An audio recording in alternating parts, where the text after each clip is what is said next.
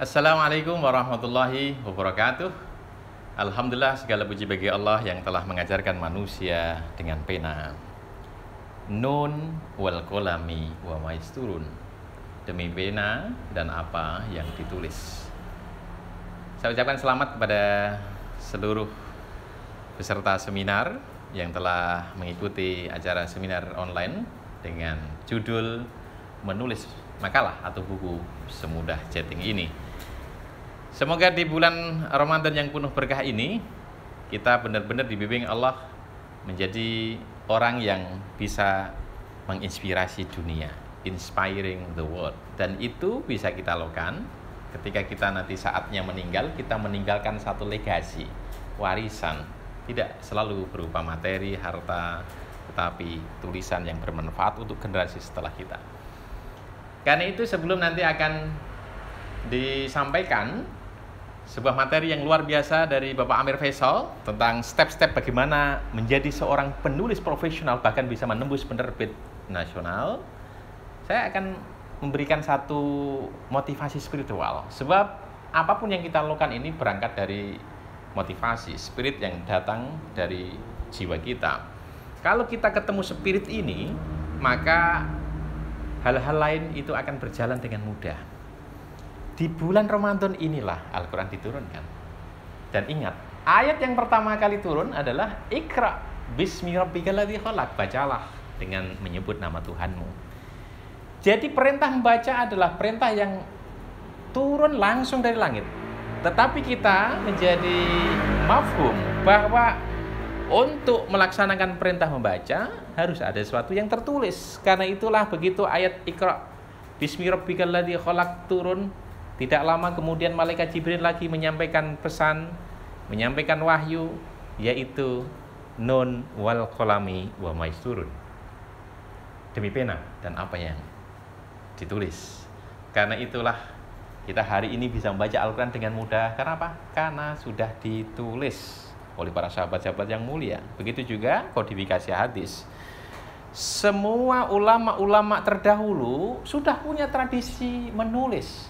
Nah, ini yang hari ini agak kurang diperhatikan. Hari ini kita bangga, senang ya dengan wabah corona sehingga kita tidak bisa melakukan pembelajaran secara langsung, social distancing. Tetapi artinya ini kesempatan dan tantangan bagi komunitas termasuk pesantren bagaimana memberikan pembelajaran lewat online, termasuk seminar yang kita selenggarakan hari ini. Tetapi jangan lantas puas dan berbangga dengan tradisi yang sudah mulai marak, kajian online, tetapi mari kita tumbuhkan kembali. Kita teladani tradisi menulis oleh para ulama-ulama terdahulu. Setelah generasi pertama Al-Quran dibukukan, kita sebetulnya itu hutang budi yang luar biasa kepada sahabat kecil namanya Zaid bin Tsabit. Kalau bukan karena beliau yang masih sangat muda waktu datang ke Rasulullah, itu usianya baru 13 tahun. Tetapi dia punya kepandian menulis. Akhirnya dipercaya oleh Rasulullah menjadi penulis wahyu. Belum genap usianya 21 tahun ketika Sayyidina Abu Bakar membentuk satu panitia penulisan wahyu. Semua sahabat hampir sepakat. Tidak ada sahabat lain yang bisa dipercaya kecuali yang mahir menulis, yaitu Zaid bin Tsabit. Hari ini kita berhutang budi sama sahabat Zaid bin Tsabit sehingga dengan mudah kita bisa membaca dan menghafalkan Al-Quran. Tetapi puncak dari kebiasaan menulis itu dimulai sejak abad kedua, yaitu ketika Khalifah Umar bin Abdul Aziz. Di dinasti Umayyah itulah tampil para ulama-ulama hebat. Kita mengenal ada Imam Malik dengan kitab Al-Muwatta, Imam Syafi'i dengan kitab Al-Um, ada Ar-Risalah, kemudian Imam Ahmad bin Hambal, kita membaca kitab Musnad Ahmad bin Hambal. Kemudian juga ada dua ulama yang hebat berjasa dalam mengumpulkan hadis-hadis Rasulullah dalam sahih mereka, Imam Bukhari dan Imam Muslim. Selanjutnya ketika Abbasiyah tumbuh kegiatan kodifikasi besar-besaran, bahkan disebut dengan Asrut Tadwin, era kodifikasi ketika Khalifah Harun ar-Rasyid dan Al-Ma'mun. Kita mengenal adanya Darul Hikmah.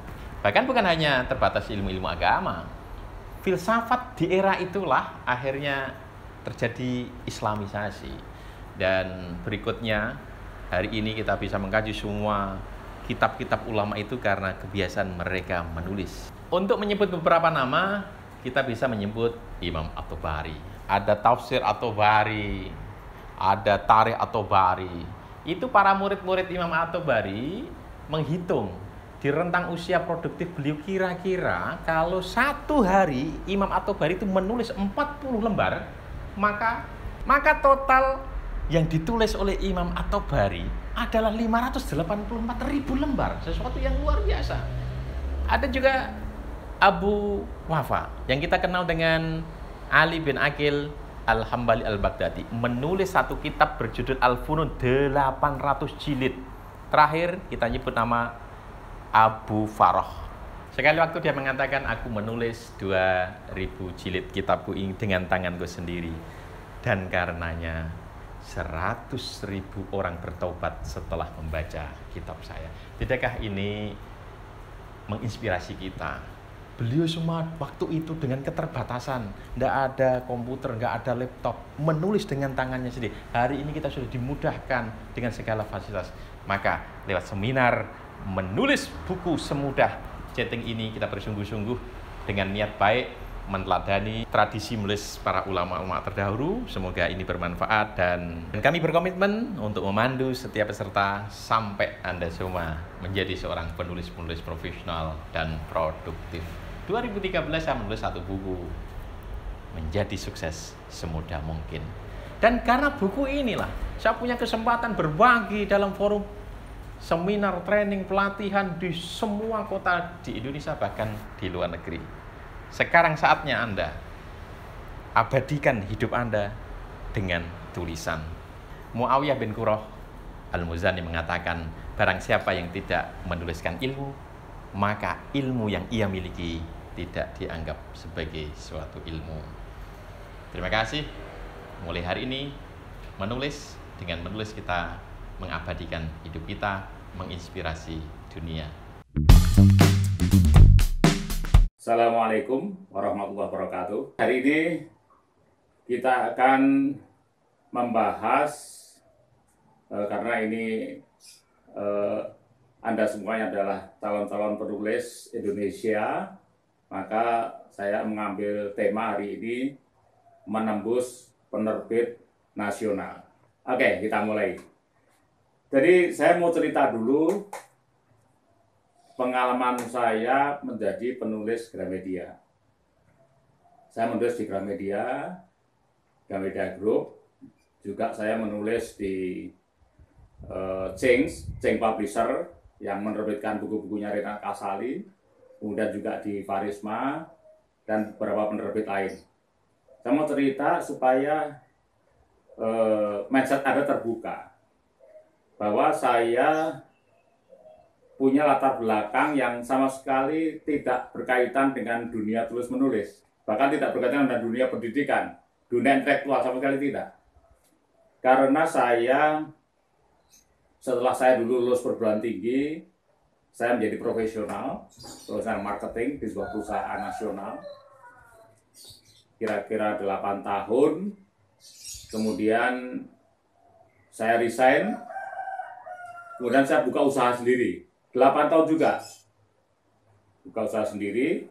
Kemudian baru sudah saya merasa terlalu capek untuk bekerja sendiri operasional, kemudian saya mencoba dunia yang baru, yaitu dunia consulting.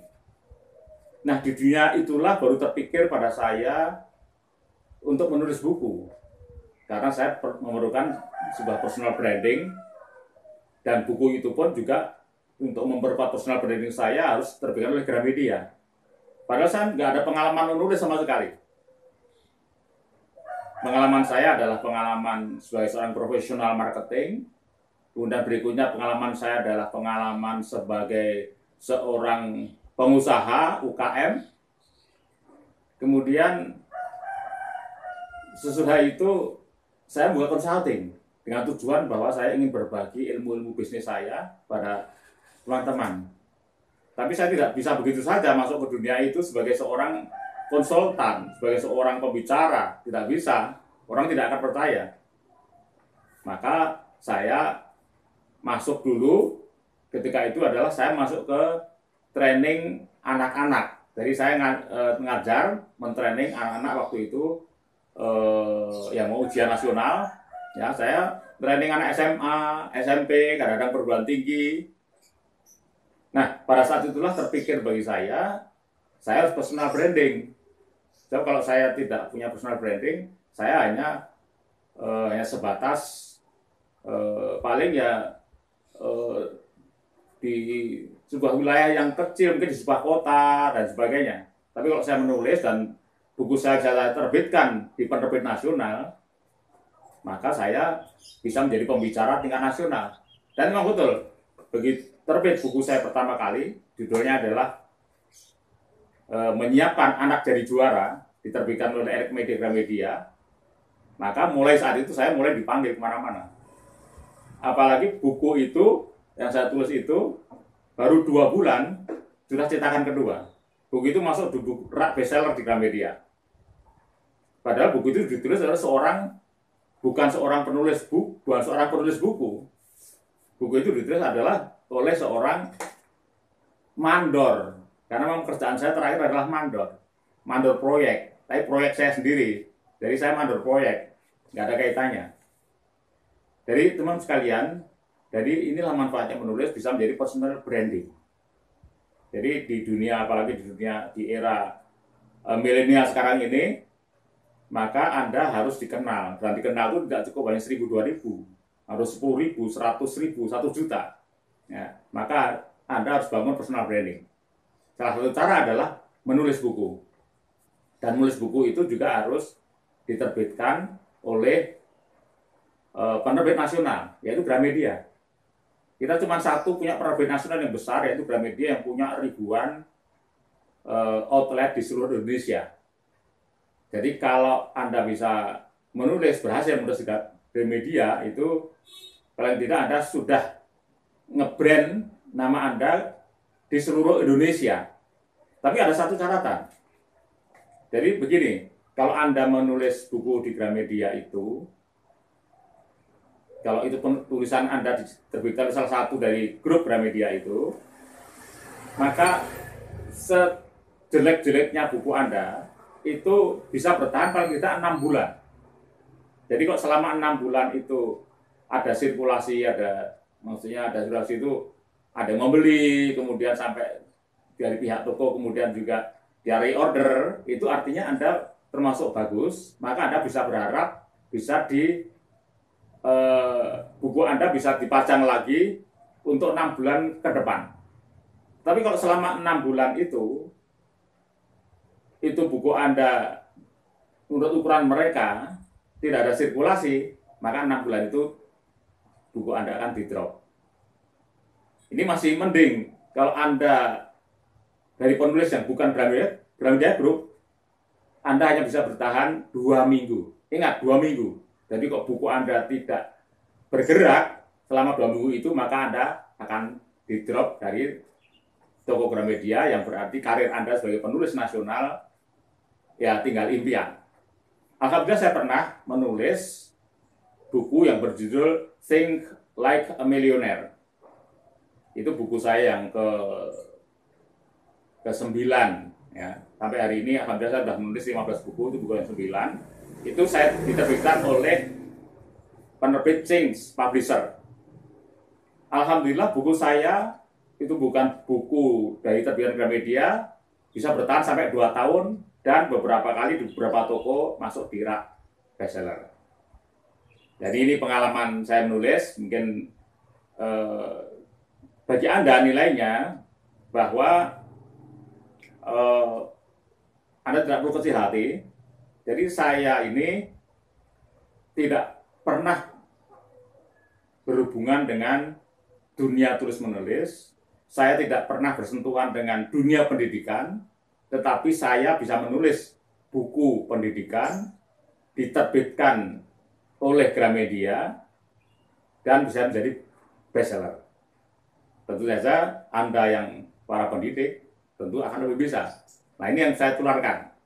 Oke, teman sekalian, ini nanti setelah berseri, dari nanti setiap episode paling hanya sekitar 10-15 menit. Nanti kita akan berseri pada seri yang berikutnya. Jadi begini, yang perlu kita ketahui kalau kita mau menerbitkan buku kita di Gramedia, di penerbit nasional, yang satu harus diingat adalah bahwa Gramedia adalah sebuah korporasi bisnis.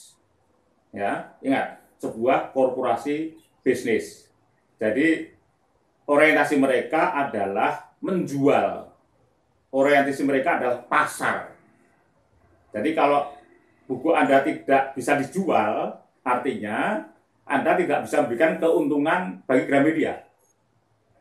Kalau Gramedia tidak bisa mendapatkan keuntungan dari penulis-penulis buku itu, maka padahal dia kan harus membayar karyawan, harus membayar gedung, harus membayar pajak dan sebagainya, tentu saja tokonya tidak berlangsung.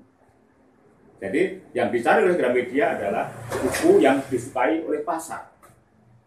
Jadi pertama yang harus ingat bahwa kalau Anda ingin menulis buku di Gramedia, bisa diterbitkan oleh Gramedia, Anda lolos dalam audisi, maka Anda cari buku yang disukai oleh pasar. Nah, ini memang perlu sebuah riset sendiri. Jadi antara dua hal. Yang pertama adalah Anda harus mengenal genre Anda sendiri. Genre itu adalah, jadi Anda itu passionnya di mana? Passion tulisan itu di mana? Misalnya Anda genrenya adalah Anda penulis buku cerita anak. Ya sudah, itu genre Anda temukan. Genre Anda adalah Anda seorang yang suka avanturir, ya. Itu genre Anda.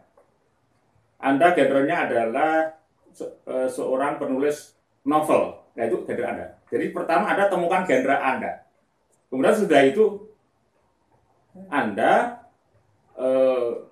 cari di Gramedia itu, misalnya genre Anda adalah seorang penulis novel misalnya. Anda lihat di sana yang terbitan Elekmedia, Gramedia dan sebagainya itu kayak apa yang kebanyakan disukai oleh konsumen. Anda baca, Anda bukai di sana semuanya. Nah, itulah gaya nanti akan Anda pakai sebagai gaya penulisan Anda. Ya, jadi ada gaya penulisan yang disukai oleh pasar, yang kedua adalah genre Anda. Ya, ingat ya, satu kali lagi. Jadi Anda cari genre Anda, kemudian Anda cari yang dari genre Anda itu yang disukai pasar seperti apa. Jadi sekali lagi, penerbit berpikir pasar, orientasinya adalah pasar. Jadi mereka melakukan materi riset. Bagaimana caranya? Cara mereka adalah mereka bisa membagi brosur pada para pengunjung Gramedia. Ya, bagi brosurnya. Kemudian di situ bukan brosur tapi membagi kuesioner. Jadi buku apa yang Anda sukai, dari apa, pengarangnya siapa dan sebagainya. Bisa dengan itu. Bisa juga dengan lihat hasil penjualan. Jadi mereka riset penjualan terbanyak apa. Nah, dari situlah dia melihat, dia menentukan buku yang laris. Maka kemudian dia meminta pada pengarang untuk menulis buku yang sesuai dengan genrenya itu. Nah, ini ada hasil riset yang cukup menarik, ya, dari angket pengunjung itu. Dari buku-buku yang di Gramedia itu, Anda tahu buku yang apa, buku yang paling laris itu. Jadi buku yang paling laris di Gramedia adalah novel. Buku apa? Novel. Jadi untuk Anda jago-jago sastra, jago penulis, Anda prospeknya cerah, ya. Apalagi kalau novel itu berkaitan dengan nomor 2. Jadi urutan pertama buku yang paling disukai oleh para pembeli buku, para kutub buku, para pelanggan Gramedia adalah novel. Yang kedua adalah buku tentang traveling, ya, traveling. Traveling itu disukai juga. Apalagi kalau gabungan kedua-duanya, novel dengan traveling. Ada kan? Misalnya karya Mbak Hanum Rais, ya, itu bestseller, ya. Bestseller, punya laris, kemudian masuk ke sinema. Sekarang beliau jadi seorang jadi seorang selebritis. Jadi gabungan antara novel dengan traveling. Baru yang ketiga adalah komik. Ya, komik. Komik itu termasuk alat juga, sangat disukai karena ada gambarnya, anak-anak sangat suka, dan kalau namanya anak berarti kan banyak sekali jumlahnya. Ya, bahkan remaja masih banyak suka baca komik. Jadi Anda yang tadi punya genre menulis novel di apa, menulis buku novel, maka Anda perlu pertimbangan juga, Anda cari partner yang bisa menggambar komik. Nanti Anda ide ceritanya Anda, kemudian yang gambar teman Anda. Nah itu insya Allah akan jadi sebuah tulisan yang mungkin bermanfaat. Apalagi kalau Anda bisa memberikan pesan-pesan edukasi, moral dan sebagainya, ya pada generasi muda itu bagus sekali. Dan baru yang keempat itu motivasi. Jadi buku-buku saya ini masuk, walaupun saya nulis juga buku marketing, tapi orang mengetahui Amir Faisal adalah seorang motivator. Hanya masuk nomor 4. Baru yang lain nomor 5 itu marketing, ya, dengan buku-buku tentang digital marketing dan sebagainya. Kita akan bicara tentang bagaimana membongkar mindset takut menulis, ya, grogi menulis atau tidak pede, ya, nggak pede menulis. Hari ini akan kita bongkar. Nanti kita akan membahas bagaimana menghipnosis pembaca. Ya, jadi pembaca perlu dihipnosis. Ya. Apa itu hipnosis? Nanti akan kita bahas. Hari ini pun juga nanti akan kita bicarakan, ya, sebagian. Kemudian adalah bagaimana membuat judul dan sinopsis. Jadi kunci dari buku itu adalah judulnya menarik tidak. Kalau judul tidak menarik, orang tidak akan mengangkat buku Anda ketika Anda dipasang di rak buku Anda. Ya, kemudian juga nanti setelah dia tertarik dengan judul yang Anda buat, nanti dia akan balik, buku itu kan dibalik di cover yang belakang, nanti ada sinopsis Anda. Nah, nanti kita kasih trik-trik untuk membuat sinopsis. Baik, kita mulai, yaitu bagian membongkar mindset menulis. Judulnya adalah belajar hypno-writing. Yang lagi, belajar hypno-writing. Jadi artikel saya itu saya buat ketika saya diminta menjadi narasumber di LPMP Yogyakarta. Ya, diikuti oleh penulis-penulis DIY, ya, waktu itu saya buat. Dan tulisan itu, artikel itu sebenarnya sudah lama saya buat, ya, tapi saya revisi itu, ya. Jadi yang sekarang lumayan agak panjang artikelnya. Di situ nanti akan tahu apa itu hypno-writing, ya, dan bagaimana cara membongkar mindset takut menulis, kemudian bagaimana menghipnosis pembaca dan sebagainya, dibahas di situ. Awalnya artikel itu saya tulis ketika saya mengikuti coaching internasional, ya, sertifikat internasional. Waktu itu ada seorang rekan saya, sesama peserta, dia seorang dokter, ya, seorang dosen perempuan gitu, ya, seorang dokter, nggak usah tanya cantik apa tidak, ya, dia seorang dokter psikologi, dokter psikologi. Tapi seorang dokter psikologi dia punya masalah psikologi menulis, ya. Jadi untuk Anda nggak usah khawatir, berarti dokter psikologi saja dia punya masalah problem psikologi dalam menulis, apalagi Anda yang bukan dokter psikologi. Nah, ketika itu beliau bertanya pada saya, tanya sama saya, orang Semarang itu, ya, dia tanya pada saya, Mas Amir, saya ini seorang psikolog, Anda seorang sarjana ekonomi, gitu, ya. Tapi Anda, tulisan Anda bisa terbitkan oleh Gramedia, masuk bestseller dan sebagainya. Nah, saya ini berkali-kali mencoba menulis buku populer, dari dulu nggak pernah berhasil. Dia tanya seperti itu. Kemudian saya tanya balik gitu loh. Nah, cara menulis Anda bagaimana? Apakah Anda menulis buku populer itu masih seperti ketika Anda menulis disertasi, ya, ilmiah, banyak sekali kutipan-kutipan dan sebagainya? Ya iya dong, saya kan seorang akademisi, kan begitu. Nah, disitulah justru masalahnya. Jadi justru hambatan menulis Anda itu adalah karena constraint di dalam keilmuan Anda itulah yang menghambat Anda menulis, gitu. Nah, ini saya lanjut dan loh, maksudnya bagaimana? Ya maksudnya itu. Jadi Anda sendiri begitu begitu terkooptasi ya, begitu stres, tertekan terhadap fungsi Anda sebagai akademisi, harus ini ya, harus seperti ini. Nah, yang namanya harus itulah yang membuat Anda stres. Sehingga karena Anda stres, maka otak Anda tidak bisa kreatif.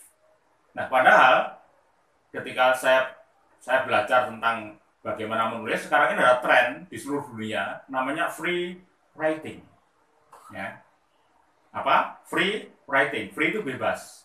Jadi kebebasan menulis. Jadi sebenarnya inti daripada skill menulis itu adalah kepada kebebasannya. Nah, di situ. Nah, nanti Anda bisa pelajari lebih lanjut di dalam di artikel saya itu. Jadi justru ketika Anda tidak terikat, tidak tertekan oleh batasan-batasan yang di luar Anda, kemudian Anda malah bebas untuk mengungkapkan apapun, justru disitulah kunci dari skill menulis Anda, kunci dari Anda dapat inspirasi. Nah, menulis sesuatu yang gampang. Contoh begini, ya nanti ada praktek aja langsung nanti ya setelah Anda ikuti ini. Ya, Anda ini kan kalau nulis di WA gitu ya, itu kan bisa panjang lebar kan gitu. Atau kalau bukan di WA, ini rumah para ibu-ibu ya, ini. Anda kalau lagi ngomongin orang ini kan nggak putus-putus, ya. Kalau bicara kan, ngomongin orang kan nggak putus-putus itu, ya. Begitu pintar sekali. Jadi ketika Anda waktu itu bebas, mengungkapkan apapun, atau ini ibu-ibu lagi marahin suaminya, ini kan kata-katanya keluar banyak sekali, ya enggak? Karena di situ Anda bebas. Jadi dari bebas itu, maka di dalam otak kita ini ada namanya RAS, ya, Reticular Activating System, itu ada di batak otak. Ya, di situ ada pintunya, pintu orang terbuka otaknya ataupun tertutup, gitu. Kalau orang itu merasa tertekan, dia akan tertutup, nggak keluar inspirasinya. Maka di situ dibebaskan. Nah, juga Anda ingat dulu para pujangga, ya, apa tujuan para pujangga itu menulis? Dia kan hanya pengen merilis ya, mengeluarkan apa yang ada dalam perasaannya tentang keadaan masyarakat waktu itu. Ya, dia kemudian tulis. Maka apa yang keluar dari situ, keluar dari hati para pujangga itu, para filosof, para pujangga seperti itu. Justru seperti itulah yang bisa membuka ya basiroh kita, ya kedalaman kita. Jadi dia nggak terikat apapun, dia hanya nulis saja udah. Seperti itu. Sama juga nanti ada juga praktekan. Ya, ada praktekan nanti setelah Anda mengikuti tayangan ini, nanti Anda coba begini, intinya begini. Kalau Anda ini bisa nulis di WA dengan panjang lebar, Anda bisa ngobrol dengan orang secara panjang lebar, Anda bisa marahin suami sampai panjang, sampai bermenit-menit, berjam-jam, Anda bisa ngomelin anak bisa berjam-jam. Itu artinya sebenarnya saraf, ya namanya saraf linguistik namanya. Jadi di saraf kita ini ada namanya linguistik, saraf yang tugasnya adalah berhubungan dengan kata-kata. Maka sebenarnya Anda ini punya bakat linguistik, cuma bedanya di situ Anda ucapkan dengan oral, ya dengan bicara. Tapi sebenarnya sama, itu tempatnya sama, kesadarannya sama. Jadi kalau Anda pintar ngomong, pintar ngomel, ya apalagi sudah pintar nulis di WA, berarti saraf kecerdasan linguistik Anda ini sebenarnya Anda punya. Nah, sekarang tinggal disalurkan. Kan begitu. Nah, maka mulai hari ini, sekarang kalau Anda mau marah sama suami, ya, Anda stop dulu, ya. Sekarang Anda tulis, ya. Ingat ya, ini latihan Anda. Ya, nanti Anda kalau pengen marah pada suami, marah pada siapapun, ya. Sekarang Anda stop bicara, tetapi Anda pindahkan, ya, supaya sarafnya terbiasa di change, ya, sarafnya dipindah, dikonvert. Yang tadinya dia keluar di mulut, sekarang keluarnya di jari, di tangan, ya. Nanti mau marah pada suami, tulis aja semua kemarahan, udah mau kayak apapun ditulis, ya. Berapapun tulisannya nggak penting, ya. Ini yang pertama, ya. Ini cara untuk memindahkan dulu, ya. Jadi sekarang mulai tulis. Apa saja Anda mau jengkel pada orang atau Anda merasa terharu, misalnya, suatu kali ada terharu, tulis, ya. Caranya begitu, biasakan terus. Tiap hari isinya menulis, dan yang ditulis itu nggak usah terlalu ilmiah. Yang itu tadi, unek-unek aja. Mau marah ditulis, ya jengkel ditulis, mau sedih ditulis, terus gitu terus. Oke? Ya, ini pertama. Ini trik ini saya ajarkan pada teman-teman yang lain sekarang bisa jadi penulis. Kemudian yang kedua, nah tadi kan hal-hal yang Anda tulis adalah hal yang negatif kan, kata orang marah kan negatif. Ya, biasanya kalau orang nulis negatifnya orang itu biasanya pinter, iya ya nggak? Seperti Anda ngomongin jeleknya orang kan pinter ya. Nah sekarang Anda balik, Anda sudah punya skill untuk mengungkapkan negatifnya orang. Sekarang Anda meningkat pada trik yang kedua, ya, pada kiat yang kedua. Sekarang Anda menulis positifnya orang. Wah, ini berarti perlu perjuangan sekarang. Contohnya nanti, ya, Anda kan tadi udah marahin suami sudah ya di tulisan. Sekarang Anda tulis kebaikan suami Anda. Ya, hebatnya suami Anda, nih ya. Anda harus betul-betul bekerja keras ini ya, artinya mengakui kelebihan suami ya. Anda tulis, semakin Anda mampu menulis semakin banyak, berarti Anda semakin baik. Ya, jadi Anda tulis ya kebaikan orang lain, boleh suami, terutama suami yang penting ya. Suami, karena ya menambah rasa cinta kasih Anda pada suami ya. Atau kebaikan anak. Atau kebaikan orang lain yang Anda selama ini kalau ngomongin orang itu ngomongin jeleknya, sekarang Anda tulis baiknya. Tapi ditulis. Nah, nanti tunjukkan pada orang itu. Ya, jadi Anda tulis kebaikan orang. Ya, udah. Ini kiat yang kedua. Bisa ya? Tulis kira-kira satu halaman folio itu penuh ya. Ya, penuh tulisannya juga tulisan yang normal ya. Jangan ditulis kalau hurufnya gaja-gaja ya sehalaman ya cuma sedikit ya. Ya, oke. Karena yang ketiga, Anda sekarang menulis dream Anda. Tahu dream? Impian. Anda kan punya impian hidup. Jadi tadi saya sudah cerita dari karir hidup saya ini saya mulai dengan saya menulis buku kan begitu. Anda tentu sebagai seorang yang pengen jadi penulis buku tentu Anda punya dream. Ya, Anda tulis, caranya begini. Jadi, Anda tentukan angka tahun. Misalnya angka tahun Anda sukses begitu jadi penulis yang sudah diundang kemana-mana, ya, jadi pembicara di mana-mana, itu tahun berapa? Misalnya Anda katakanlah tahun 2030, 10 tahun yang akan datang. Nah, maka di situ tulisan Anda adalah kejadian yang Anda alami pada tahun 2030. Ya, Anda tulis saja di situ. Namanya mimpi boleh saja. Mau ngapain Anda bicara di hadapan ribuan orang, boleh saja kan? Anda tulis di situ. Ya. Jadi sebagai apa? Anda boleh jadi seorang pembicara, dari Anda bedah buku, ya, dan sebagainya. Anda di situ di hadapan dengan peserta, audien, Anda tulis suasananya, ya, seindah-indahnya. Ya. Anda ungkap di situ. Ini ada beberapa cara ya. Jadi yang segala hal yang menyangkut tentang perasaan itu biasanya dia powernya tinggi.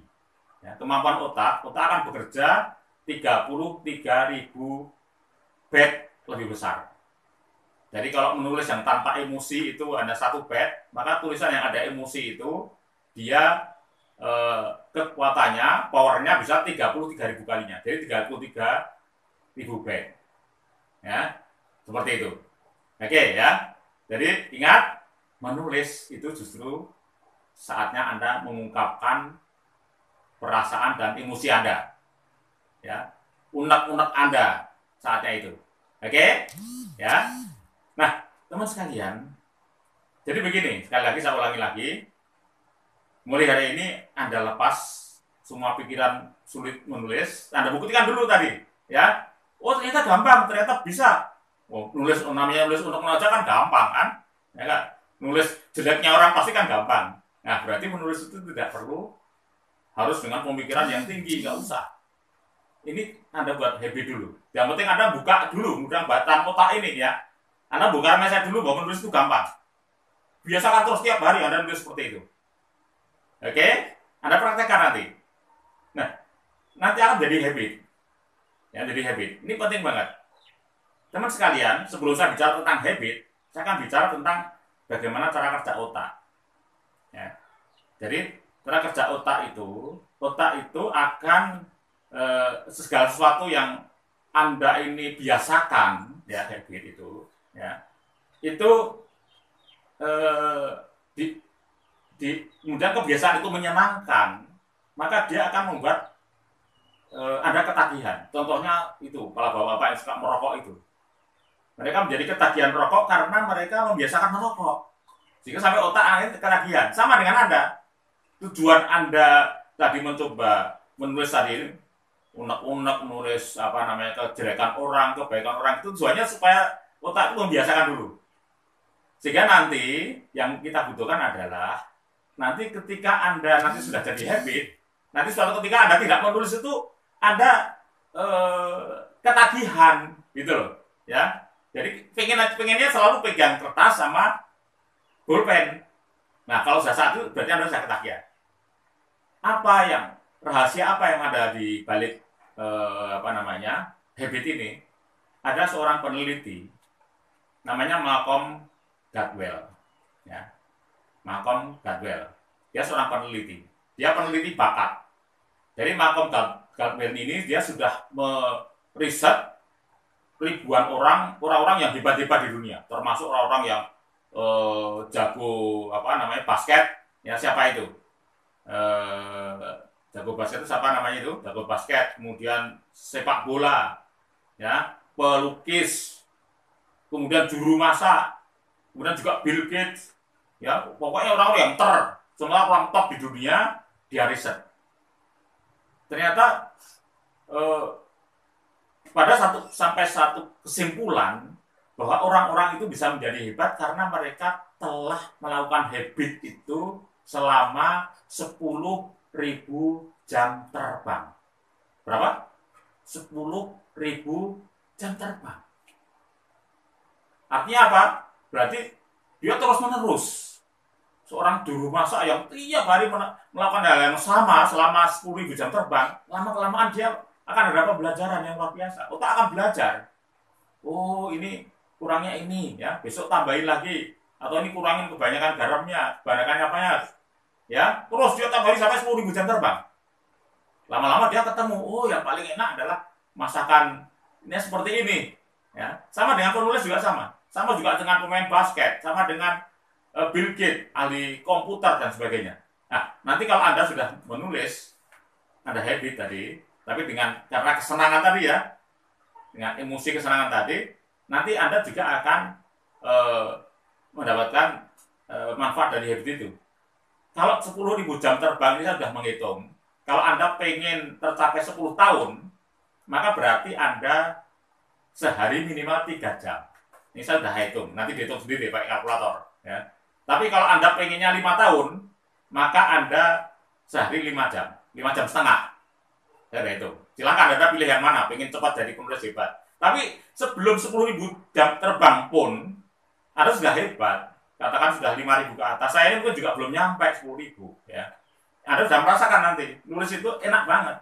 Kayak saya menulis buku ini, kalau lagi mood itu 2 minggu selesai. Kalau lagi mood ya. Kalau nggak mood ya mungkin agak lama, tapi lagi mood seminggu selesai. Nulis artikel itu hanya hitungan menit. Ya. Enak banget nulis itu apa saja bisa dijadikan tulisan. Ya, itu artinya sudah jam terbangnya tinggi. Jadi ingat, kalau Anda ingin 10 tahun, maka Anda 3.000 jam per hari, 10 tahun. Kalau 5 tahun, berarti 5,5 jam per hari. Ingat ya. Jadi mulai biasakan. Ya, oke. Sekali lagi, jadi mulai hari ini Anda tidak perlu lagi takut menulis, bahwa menulis itu sulit, gampang. Ya, Anda mulai sekarang, Anda ungkapkan perasaan Anda, ya, perasaan jengkel, perasaan marah, ya, perasaan senang, perasaan sedih, Anda pindah ke tulisan. Jadi Anda biasa banyak ngomong, sekarang Anda banyak nulis. Ya. Kemudian juga apa saja, Anda memuji orang, menghargai suami, ditulis, semua saja. Jadi biasanya apapun, pengalaman ditulis. Kalau zaman dulu, waktu saya masih SD, saya diajarin nulis riwayat hidup, ya. Riwayat pribadi ya, diari ya, itu bagus juga ya, pakai buku diari khusus ya, ditulis. Dan ingat, ada satu kunci ya yang Anda harus ingat. Ini menurut Penn Baker, seorang pakar menulis bebas, bahwa di dalam menulis ya itu tidak ada salah. Tidak ada apa? Salah, nggak ada salahnya. Ya, adanya benar, benar, benar, benar. Ya, jadi kalau Anda merasa salah, ya, maka Anda menjadi takut nulis. Tidak ada jelek, tidak ada. Ya, bahkan menurut Pen Baker itu salah ketika Anda nulis awal tadi, ketika Anda tadi nulis misalnya mengungkapkan perasaan tadi, itu salah kata pun nggak boleh diganti, nggak boleh ditipu, nggak boleh. Udah biarin aja. Ngetik ketika kembali jadi ketiak nggak boleh diganti. Biar untuk pengalaman, ya. Itu menunjukkan bahwa tidak ada kesalahan dalam menulis. Ya, tidak ada hambatan apapun. Ingat ya, kuncinya adalah tidak ada kesalahan menulis, ya, tidak ada yang jelek dalam menulis. Ya, karena menulis itu hanya karena Anda ingin merilis saja, melepas apa yang ada dalam pikiran perasaan. Dan itu jadikan sebagai habit selama terserah Anda. Kalau Anda ingin selesai 5,5 tahun, selesai 5 tahun, Anda per hari nulis kayak gitu tadi selama 5,5 jam per hari. Baik, kita akan bicara tentang bagaimana menghipnosis pembaca. Jadi sebelum Anda bisa menghipnosis pembaca atau mensugesti pembaca, tentu Anda sendiri harus bisa mensugesti diri sendiri bahwa kalau Anda masih ada perasaan tidak pede, ya, tidak percaya diri, takut nanti tulisannya jelek dan sebagainya, maka Anda perlu sugesti diri, ya, sugesti diri supaya Anda mempunyai kepercayaan diri menulis. Seperti yang kemarin saya jelaskan bahwa era sekarang adalah free writing. Sekali lagi, free writing, menulis bebas. Jadi justru menulis itu adalah upaya Anda mengungkapkan, membebaskan dari semua unek-unek, ya, dari perasaan dan sebagainya, Anda ungkapkan dalam tulisan. Jadi menulis merupakan terapi, ya. Jadi seperti saran saya kemarin, Anda mulai sekarang biasakan, ya, yang selama ini Anda misalnya, ya, kemarin saya sampaikan Anda marah pada seseorang, marah pada suami, misalnya, ya, itu biasanya Anda sampaikan secara lisan, sekarang dibuat tulisan, ya, tulis saja di situ, ya. Kalau Anda menulis tidak akan menyinggung siapapun, ya. Sekaligus Anda melatih menulis, tulis, ya. Anda merasa sedih, merasa jengkel, ditulis. Atau Anda ingin mengungkapkan kekaguman Anda pada seseorang, ya, Anda tulis, ya, biasakan seperti itu. Kemudian kemarin juga saya sarankan Anda membayangkan hidup Anda yang ideal, ya, pada tahun 2030 Anda membuat dream, ya, ditulis, dicoba ditulis. Nah, itu dijadikan sebagai habit. Jadi biasakan menulis. Kemarin saya katakan kalau Anda ingin jadi penulis yang andal betul, mulai sekarang, kalau Anda ingin jadi penulis andal 10 tahun, jadi penulis yang terkenal, bestseller, ya, bestseller nasional, misalnya Anda ingin meraih 10.000 jam terbang itu dalam 10 tahun, maka setiap hari minimal Anda harus menulis 3 jam. Tapi kalau Anda ingin 5 tahun saja, maka setiap hari Anda harus bisa menulis apa saja, itu sehari 5,5 jam. Jadi itu, ya. Jadi itu Anda sugesti sendiri, Anda biasakanlah, biasakan tiap hari selalu menulis, dan yang ditulis tidak harus hal-hal yang teori-teori, hal yang apa namanya ilmiah, tidak harus. Jadi apa saja, ya, oke. Biasakan seperti itu, dan mulai sekarang Anda juga hindarin copas, ya, apalagi copas hal yang nggak jelas, itu Anda ada cut mulai sekarang. Biasakan karya Anda sendiri. Jadi sejelek apapun adalah karya sendiri. Oke, teman sekalian, ya. Nah, ini saya sampaikan, ini dari para penganut free writing di seluruh dunia. Nah, saya sampaikan. Jadi mereka adalah penulis-penulis buku yang sangat terkenal di dunia. Ya, mereka punya prinsip, misalnya contoh Pen Baker. Pen Baker ini dia punya prinsip bahwa menulis itu adalah sebuah confession. Apa confession itu? Confession itu adalah pengakuan dosa. Ya, jadi kalau misalnya Anda pernah merasa bersalah, berbuat dosa, misalnya, ini, ya, kemudian Anda tidak mungkin menyampaikan pada orang lain, maka pengakuan dosa itu Anda tulis dalam sebuah tulisan. Ya, jadi tulis semuanya, penyesalan Anda telah melakukan dosa misalnya. Tapi tolong jangan sampai kepada sama istrinya ya. Ya, jadi Anda tulis saja, tulis di situ ya. Jadi Anda cukup kepada Tuhan. Nah, ini prinsip dari Pen Baker. Jadi penulis itu sebagai sebuah pengungkapan rasa bersalah, rasa berdosa, ditulis. Ya. Kemudian Bobby the Potter, seorang penulis buku bestseller dunia, ya, dengan buku yang terkenal adalah Quantum Learning, Quantum Teaching, ya, yang terkenal, dan banyak dia masih ada Quantum Sukses dan sebagainya. Ini beliau punya prinsip, seorang perempuan, ya, saya kebetulan sempat belajar sama beliau langsung, ya. Beliau punya prinsip bahwa menulis itu adalah sebuah karya otak yang holistik, ya, dari karya otak holistik. Jadi holistik itu pikiran, perasaan dan hati seluruhan berbicara, ya. Jadi seluruhan berbicara. Seperti saya jelaskan dalam episode yang kedua kemarin, bahwa kalau tulisan itu mengandung emosi, maka kekuatan atau power, ya, the power of writing-nya itu 33.000 kali lipatnya.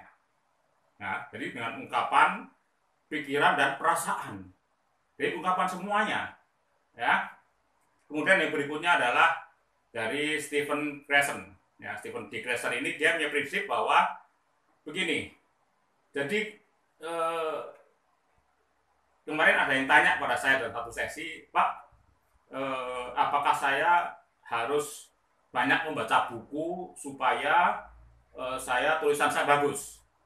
Jawaban saya adalah bagus. Jadi kalau Anda penulis itu memang harus membaca buku. Ibaratnya buku itu kalau orang dagang, ya, itu adalah Anda cari bahan baku, ya, dari barang dagangan. Ya, kalau Anda beli barang dagangnya sedikit, ya tentu saja nanti yang Anda jajakan juga sedikit, ya. Maka Anda harus banyak membaca. Cuma ingat, dari prinsip dari Master Krashen ini adalah terutama kalau Anda banyak membaca itu adalah untuk memperkaya kosakata. Ya. Dengan sering baca terus akan terkumpul kosakata di dalam otak kita. Yang kedua, memperkaya khasanah. Ya, oleh karena itu, mulai sekarang buku yang Anda baca, Anda sudah mulai fokus, ya, fokus pada apa? Pada genre Anda. Ingat Mas, ingat yang nomor kemarin tentang genre itu, ya, itu kalau nggak salah sampaikan di episode 1, ya. Jadi Anda dengan banyak membaca itu Anda memperkaya khasanah, satu memperkaya kosakata, yang kedua adalah memperkaya khasanah. Ini yang penting, ya. Jadi nanti begitu ada banyak bacaannya itu, otomatis Anda ketika mengetik, ya, itu akan keluar sendiri itu kosakata itu, ya. Jadi jangan salah, jangan Anda dengan baca buku kemudian yang Anda tulis dalam buku itu adalah pendapat beliau, kemudian Anda jabarkan, bukan begitu. Ini beda, ini beda dengan karya seperti disertasi, ya, seperti tesis, beda. Jadi sekali lagi saya sampaikan, kalau Anda dalam nulis ilmiah populer itu adalah karya origin Anda sendiri, ya, Anda sendiri, kemudian baru diperkuat dengan pendapat dari seorang ahli. Misalnya Anda sudah tahu, ya, bahwa mendidik anak dengan kasar misalnya itu akan berakibat negatif. Misalnya, ya, sering mukul anak itu, maka anak nanti pun juga suka mukul orang. Itu semua orang sudah tahu.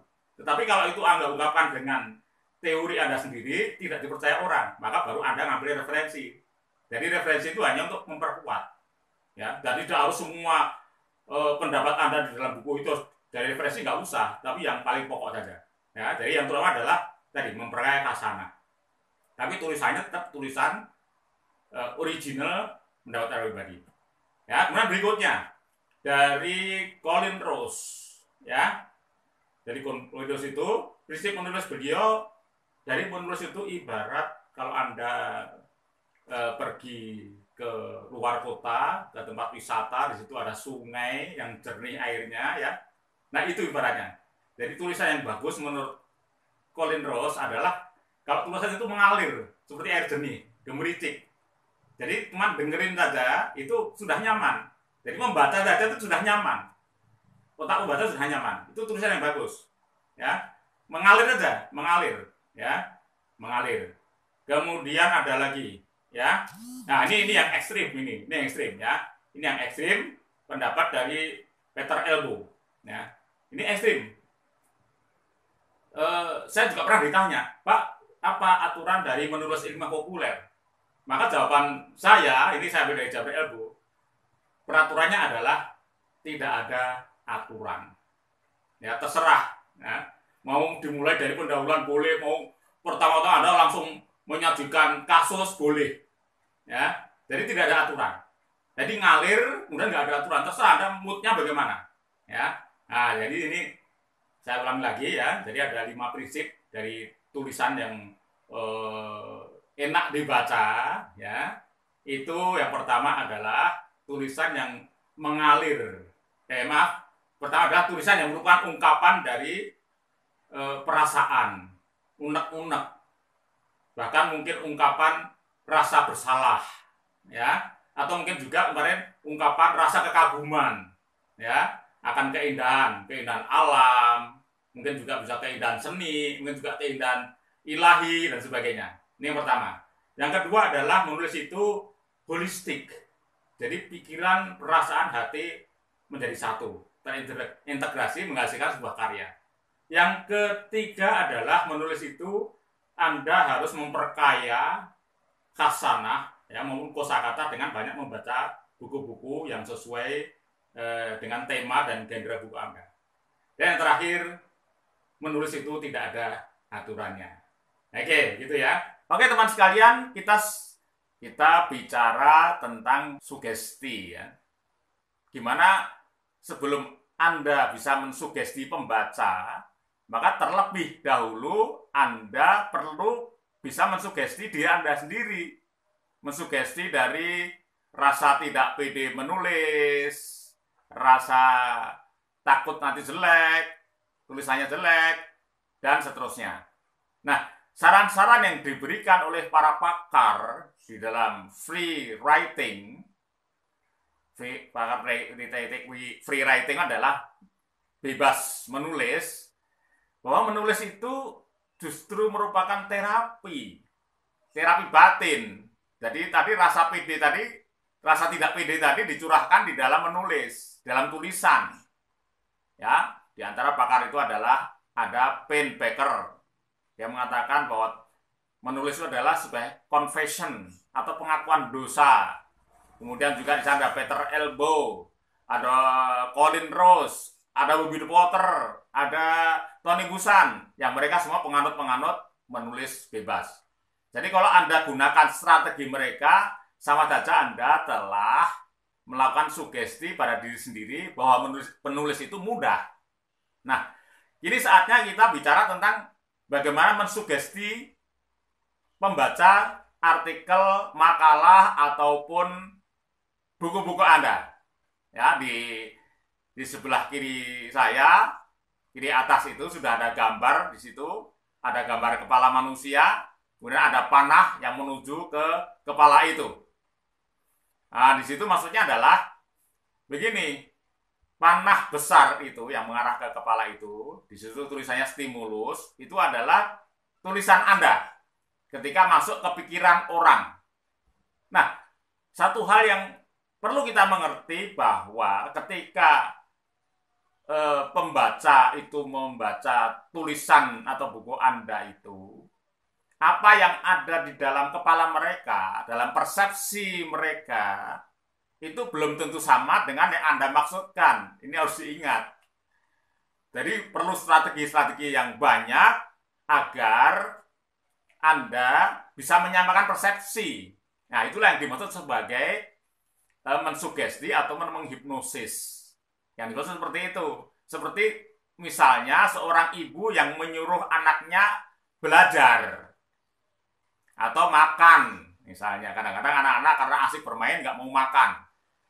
Jadi dalam persepsi si anak tadi, perintah belajar itu tidak menarik. Sehingga ibu perlu sebuah strategi tertentu untuk supaya anak tidak ada penolakan. Jadi sama dengan Anda. Ya, itu kenapa demikian? Itu ada dua penyebab. Ya, jadi ketika pembaca membaca tulisan Anda itu yang pertama mereka itu mempersepsikan tulisan Anda itu bukan sesuai yang Anda maksudkan, tetapi sesuai dengan peta mental mereka sendiri, pengalaman referensial mereka sendiri di masa lalu tentang hal yang Anda bicarakan. Ya, padahal Anda punya persepsi yang beda lagi. Nah, di sini terjadi ada perbedaan, ada gap. Yang kedua, adanya filter. Itu ada tulisan filter itu. Setiap manusia itu punya filter dalam memandang orang lain. Nah, kalau buku itu ditulis oleh pengarang-pengarang yang sudah terkenal, misalnya buku pendidikan ditulis oleh Bobby De Potter misalnya, buku tentang otak ditulis oleh Tony Buzan, ya. Nah, ketika orang di Gramedia itu melihat buku tentang otak ditulis oleh Tony Buzan, maka tidak ada filter. Karena diketahui Tony Buzan seorang pakar otak. Bobby De Potter pakar pendidikan. Atau buku motivasi ditulis oleh Tung Desemaringin misalnya. Maka tidak ada filter dari pembaca. Nah, sekarang kalau tulisan itu tulisan penulis yang belum dikenal, maka pasti filternya sangat kuat. Nah, ini yang perlu kita pahami. Nah, di sini perlu sebuah strategi-strategi, nanti kita akan terus bicarakan sampai bab terakhir, nanti mungkin sampai ke episode yang ke-11. Ya, nanti terus bagaimana membuat judul, membuat sinopsis, bagaimana isi konten buku, sampai bagaimana membuat endorsement, nanti bagaimana membuat pattern of language dan seterusnya. Nah, hari ini akan saya sampaikan ada beberapa topik-topik, bukan topik, tapi masih minggu depan, masih depannya lagi, berapa isu-isu. Jadi ada beberapa isu-isu yang itu tidak banyak difilter oleh orang. Apa itu? Yang pertama adalah kalau itu sesuai dengan isu aktual atau yang sekarang lagi ramai dibicarakan orang banyak, maka untuk isu-isu tersebut tidak banyak mendapatkan filter dari para pembaca. Yang kedua, kalau Anda bisa mengaitkan tulisan Anda itu dengan pengalaman pribadi yang unik, sensasional, atau kontroversial, atau apa saja, pokoknya pengalaman pribadi yang beda dengan orang lain, maka itu pun juga tidak akan mendapatkan filter. Karena setiap orang itu hakikatnya senang mengetahui atau mempelajari pengalaman orang lain, tukar pengalaman. Ya, jadi yang kedua adalah coba Anda buat isu yang berkaitan dengan pengalaman-pengalaman pribadi yang menarik, yang khusus. Yang ketiga, Anda perkenalkan temuan baru atau ilmu baru. Atau sebenarnya itu bukan ilmu baru, tetapi bagi awam itu baru. Tapi bagi Anda sebagai seorang intelektual yang sering baca buku, tentunya itu bukan ilmu baru, tapi bagi awam baru. Nah, itu bisa Anda cari nanti. Ada dengan baca buku, baca artikel, baca jurnal, dan sebagainya. Anda menemukan, wah ini menarik, ini hal yang belum banyak diketahui oleh publik. Nah, itu Anda tulis, maka dia tidak mendapatkan banyak filter. Yang terakhir adalah Anda, kalau bukan ilmunya yang baru, atau bukan temuan baru, sudut pandang cara Anda menyampaikannya yang baru. Jadi Anda menggunakan itu dengan cara yang baru, dengan sudut pandang yang beda yang biasa digunakan oleh orang-orang. Ya. Oke, teman sekalian, saya kira hari ini cukup ini dulu. Sekian, Assalamualaikum warahmatullahi wabarakatuh.